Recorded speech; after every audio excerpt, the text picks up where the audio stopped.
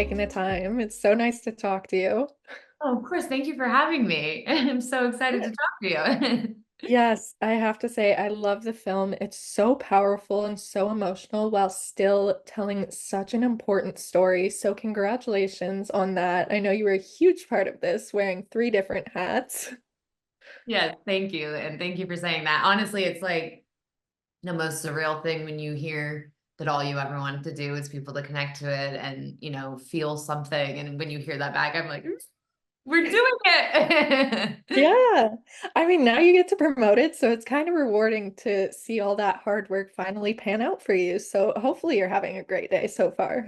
Oh, I definitely am. And last night was the premiere, and it was just like, you're so busy in the release of it all and all the things that need to get done, and to prepare for a film coming out. And I was just like on my way there, and I just started like ugly face crying, like, I did it. And I'm like, fudge my makeup, stop it, but it was like I finally got an inhale to be like, wow, it's finally coming to the world. Yeah, definitely. And I want to start off by praising you. This is so amazing that you're taking true events of your life, either your family life or your life as well. Because I know it is based off of your battle with suicide and depression on both sides. What was the creation process like for this project when you were writing it? Because obviously there's some very personal parts to this. Were there any struggles or worries when opening up on such a personal level, on such a public eye?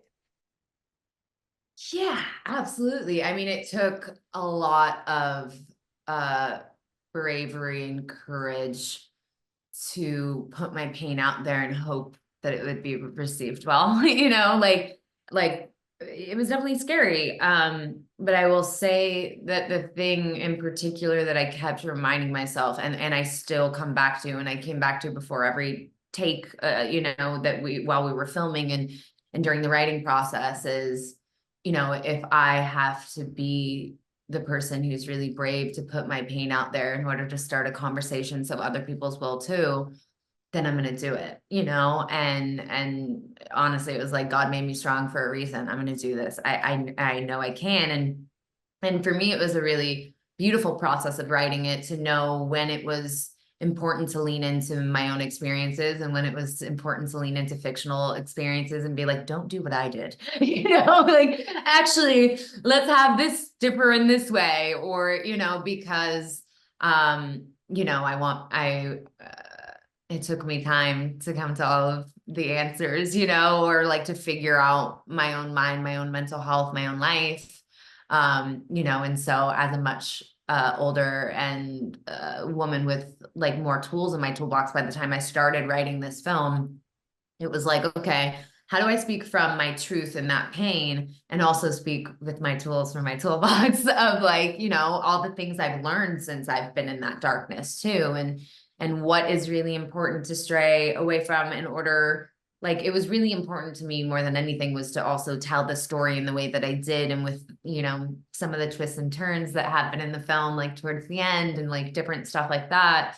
Um, my message was always the most important thing. So how that differed from my life, or like, how things look different, it was all for the vessel. And so if it served the purpose and the story, great, it was there. And if not, then it wasn't, and yeah, it's actually really crazy how much of my life ended up in there, like scenes that you wouldn't know. It's like they're real conversations. I mean, almost all, like even romantic moments, like, everyone thinks this was written about my husband. I hadn't even met my husband when I wrote this film. I say I manifested them, but really it was just some of the most beautiful moments I've had in my life all strung together, which would have been great if they were all one person. Like, that would have been an epic love story. And, Would have been I ideal, do have yeah. a beautiful love story now, but yeah, so it's so many moments for my life. It's such a personal film on so many levels, but yeah, it definitely took courage to show people how dark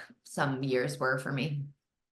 Definitely. And it does cover a lot of dark topics, as you said, but actors in general are usually hard on themselves. So I'm wondering, as an actor, director, and writer, what are you most proud of yourself for on this project? You're right. Actors never like our performances. And there were definitely moments as the director having to watch every take and every moment that I got very critical on that actress. I had to put on a different hat and be like, I don't believe her. Like I did. I probably sound like a nut to my editor, but my editor knows I'm a little nutty, so I love her. So the thing that I'm most proud of, I would say, is just the monumental accomplishment of making it. And I know that sounds like a blanket answer, but it's not. It was so hard to make this film. No one thought that the world was ready to talk about mental health and suicide and suicidal ideation. And I strongly disagreed. And I had to keep explaining how much I strongly disagree. And even finding a home that was right for distribution, that wouldn't wash away what my message was, and polish things to, and then my audience might not find it. When even when making the trailer, all of it, they really honored story and what I wanted to do, and I'm so lucky for that. So I would say the real answer, though, is what I did as a director, because I think I didn't know I had it in me. And it was the best discovery that ever happened to me, because on my way to my passion, which was acting, it was like my whole life, I couldn't breathe without acting. And then all of a sudden, I found my purpose. And I'm like, I was actually put on this planet to write and direct. And I haven't acted since, continued, because my entire life has changed and shifted. And I've been directing movies, and, I'm casting several of my next films. And it's just like, we have these great plans. And then God, the universe, whatever you believe, is like, you're cute. Like, You thought that was yeah, your plan. exactly. Like, you see this much, I see this much. Stop playing small. Like, I have to remind myself, I'm like, your plan is small. Someone Hmm. else sees a much bigger view. Let Yeah. go of the wheel. You don't actually have control of it anyway. I have to constantly remind myself of that. Yeah. I love that you kind of touched on that the world doesn't seem ready for this conversation. What are you hoping conversations start with, not only distribution and theater, but people in general with this film?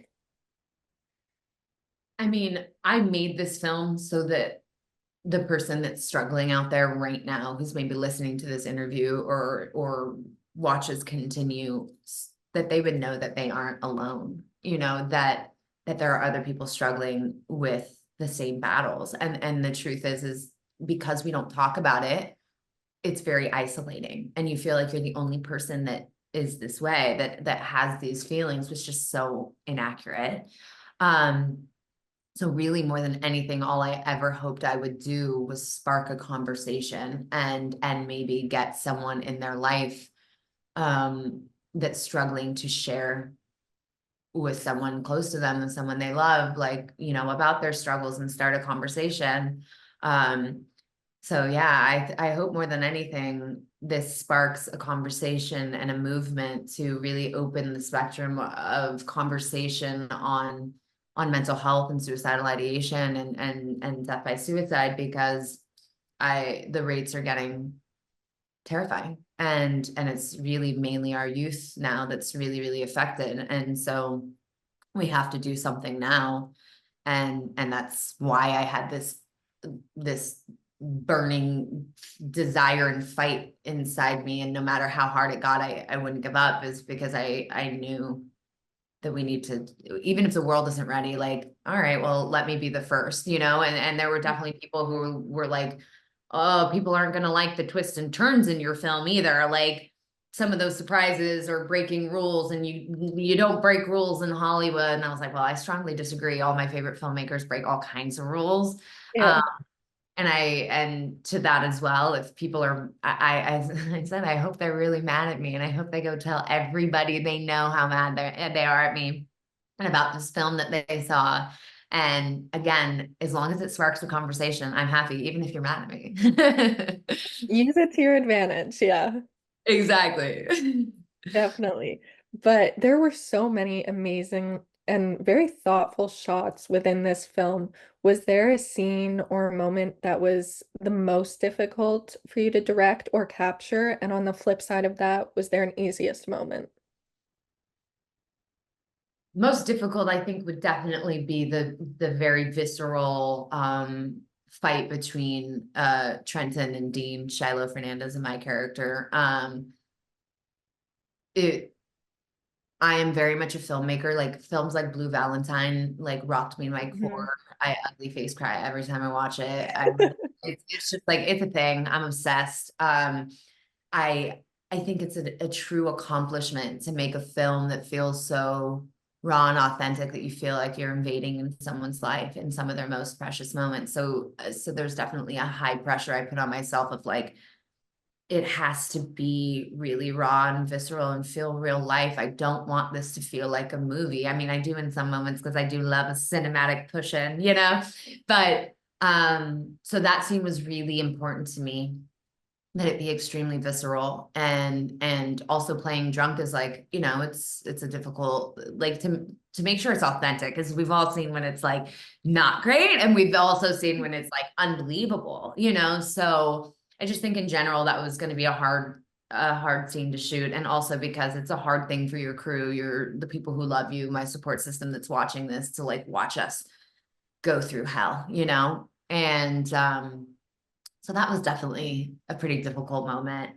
But one I'm so proud of. I'm so proud of how it It turned out. turned out stunning. Oh, thank you. And that was 2 takes, and like that's the thing that I love about indie filmmaking, that no one will ever really know, that is that we had very little time, and we did it, and did something I'm so proud of, you know, by just diving in, because it's not like we got, 10 takes and let's like rehearse and like, what, it wasn't, it was like, do you trust me?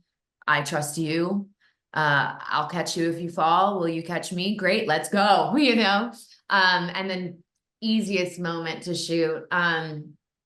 It's hard because a lot of things come up, because I loved like the spin wheel and the shopping carts and like the silly, I wanted it to be like silly, dumb fun that they went and had, not like I just wanted it to be almost, because like really when you're with the people you love and having fun, like it can just be a damn shopping cart. Like literally, it's just so silly. It's like it's the silly stuff when you're walking and talking and all of that that can be some of the best memories, not like when you went to this big event or did this thing.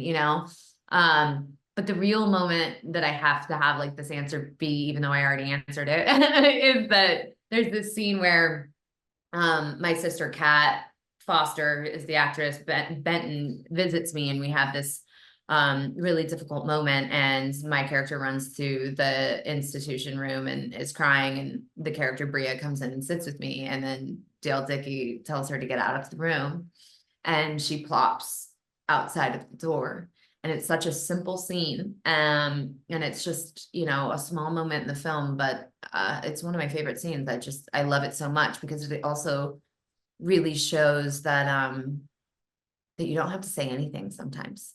Sometimes just being there for a person is enough, and someone said this, and I was like, I've always felt that. They're like, what's funny is when she moves outside of the room, she feels even closer to her, because, and I'm like, it's true. Like it doesn't matter your proximity, it's the support and the love that you're giving. 100%. Who's that support system for you? Is it your family? Is it your friends? Anyone you want to shout out?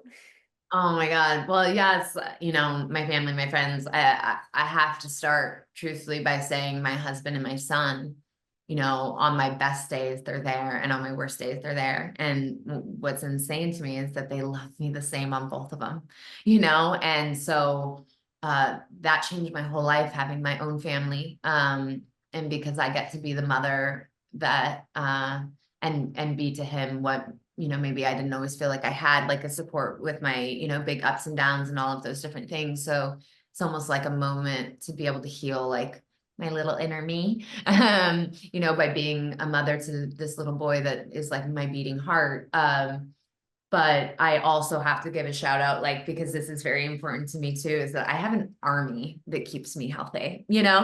I have a therapist, a life coach, a meditation coach, a psychiatrist. I have a nutritionist. I have a personal trainer, like all of the things. I've taken up running and long runs, listening. I mean, shout out to Rick Rubin. I literally listened to his book on audio. He's like the most relaxing voice in the world. And he's also like shut up and like get your ego out of your art and just be an artist. And I'm like, yeah, Rick, like, and so I feel like it takes a whole army sometimes. And the truth, it takes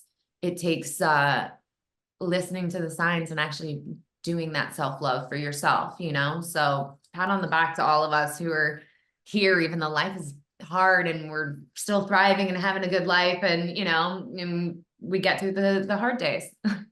Yes. Well, congratulations on everything. All the praise is so well deserved, and I can't wait to see what you do next. Oh, thank you so much.